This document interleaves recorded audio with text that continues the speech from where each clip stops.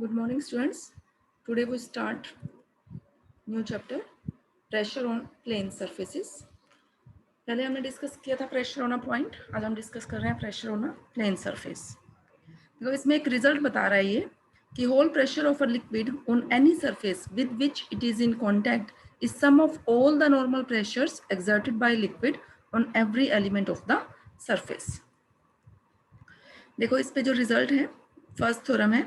If a plane surface is immersed in a heavy homogeneous liquid, then prove that resultant thrust of the liquid on surface is equal to product of area of surface and pressure at its centroid। कि अगर हम कोई भी plane surface heavy homogeneous liquid में immersed करते हैं तो हमें क्या प्रूव करना है कि जो लिक्विड जो है वो सरफेस पे कितना रिजल्टेंट थर्स्ट अप्लाई करेगा, वो किसके इक्वल है, product of area of surface and pressure at its centroid.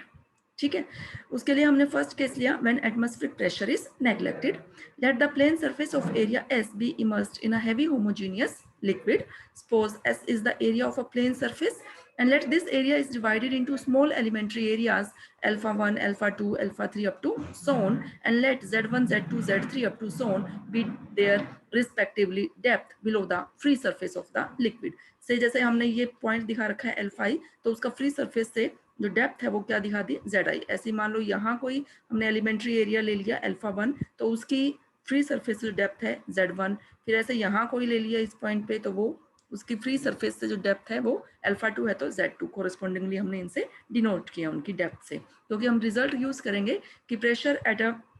Depth पे किसी भी पॉइंट पे डेप्थ पे प्रेशर क्या होगा, वही रिजल्ट यूज करेंगे जो हमने लास्ट चैप्टर में स्टडी किया था। We know pressure at a point Z at a point whose depth is Z1 below the free surface। अगर कोई पॉइंट Z1 डेप्थ पे है फ्री सरफेस से तो उस पे प्रेशर कितना होगा, रो जी Z1 प्रेशर होगा उस पे, है ना। And therefore pressure on small element of area alpha 1। और अगर वहाँ जो हम एक पॉइंट कंसिडर किया ये Z1, ये Z1 पॉइंट तो हमने किस में कंसिडर किया, जो हमने वो small elementary area alpha 1 consider किया था उसमें एक पॉइंट Z1 लिया हुआ है। तो अगर उसका एरिया अल्फा 1 है तो टोटल जो प्रेशर होगा उस स्मॉल एलिमेंट्री एरिया अल्फा 1 पे वो कितना हो जाएगा, रो जी Z1, तो उस पॉइंट पे Z1 डेप्थ पे into alpha 1। Similarly pressure on other elements means जो अल्फा 2 हमने स्मॉल एलिमेंट्री एरिया कंसिडर किया हुआ है अल्फा 2, तो उस पर अगर हम प्रेशर देखें तो वो कितना हो जाएगा, क्योंकि अगर हम उसमें कोई पॉइंट कंसिडर करें तो हम क्या मान रहे हैं, वो कितनी डेप्थ पे है, Z2 डेप्थ पे है। तो रो टू Z2 तो क्या हो गया, pressure pressure on point which is at a depth Z2 below the free surface, वो तो हो गया रो जी Z2, और पूरे जो एलिमेंट्री एरिया है अल्फा 2 उस पर प्रेशर हो गया rho g Z2 into alpha 2 and so on. ठीक है, now resultant thrust on S, जो ये पूरा सरफेस S है उस पर रिजल्टेंट थर्स्ट क्या होगा, इन सबका सम जो हमने ऊपर कैलकुलेट किया है, mean summation rho g alpha i z i. Now rho and g are constant, this is independent of summation, summation से बाहर लिखा, समेशन में क्या आ गया, alpha i z i. Now we know from statics में आपने रिजल्ट पढ़ा हुआ है कि depth of centre of gravity of surface, और सेंटर ऑफ ग्रेविटी को हम किससे रिप्रेजेंट कर रहे हैं यहाँ, जेड बार से, वो किसके इक्वल होगा, summation Z delta S divided by summation delta S. Means नीचे तो क्या आ गया टोटल एरिया, और ऊपर जो है मीन्स उनका जो डेप्थ कंसिडर की हुई है इनटू वो स्मॉल एलिमेंट्री एरियाज उनका sum, means alpha 1 Z1 plus alpha 2 Z2 up to so on divided by alpha 1 plus alpha 2 up to so on. Now cross multiplying here, यहाँ हमने क्रॉस मल्टीप्लाई किया, क्रॉस ये जो है alpha 1 plus alpha 2 up to so on, इसको हम क्या लिख सकते हैं, समेशन अल्फा आई, तो ये क्या बन चुका है, summation alpha i into z bar. Now this is equal to, और ये क्या बन गया आपका, summation alpha i z i, और समेशन अल्फा आई को हम डिनोट कर रहे हैं एस से, टोटल सरफेस, तो ये क्या आ गया, z bar S is equal to summation alpha i z i. Now from equation 1 and 2,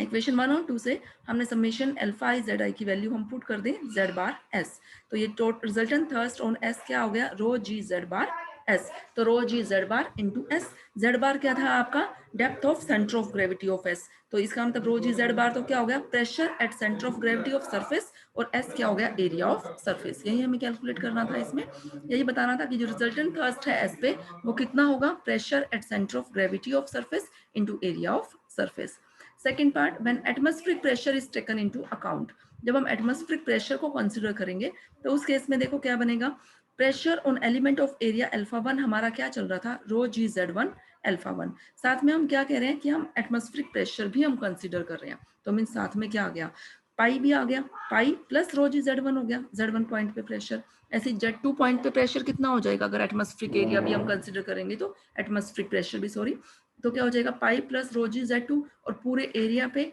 into alpha 2। ऐसे ही अल्फा 3 जो हमारा एरिया है उस पे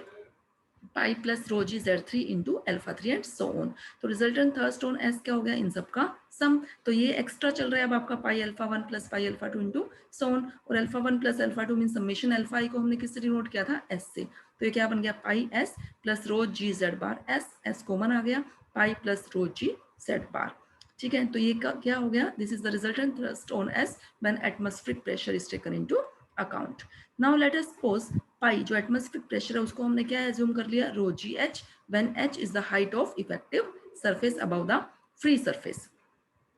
then resultant thrust on S, तो एस पे जो रिजल्टेंट थर्स्ट लगा वो किसके इक्वल हो गया, H plus Z bar into rho g S के। तो यहाँ जब हम पाई की वैल्यू रो जी एच पुट कर देंगे तो वो तो कॉमन आ गया, रो जी भी कॉमन आ गया, तो ये क्या बन गया, एच प्लस जेड बार रो जी एस। तो टोटल हाइट कितनी बन गई, ये एच जो हाइट थी वो तो किसकी है,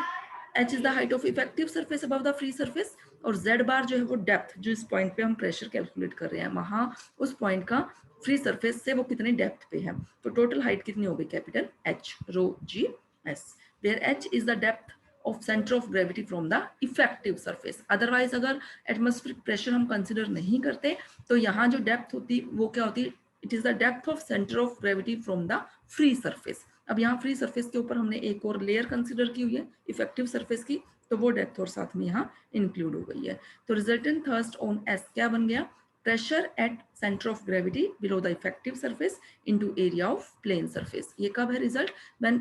atmospheric pressure is taken into account, and when we do not consider the atmospheric pressure then resultant thrust on S किसके इक्वल होगा, pressure at center of gravity below the effective surface की जगह क्या आ जाएगा, below the free surface into area of surface. इसके ना pressure at centre of gravity of surface, ये understood है, कुछ नहीं मेंशन है, तो कहाँ से लिखा हुआ है ये, बिलो द फ्री सरफेस। ठीक है, ओके स्टूडेंट्स, बाकी हम नेक्स्ट लेक्चर में डिस्कस करेंगे।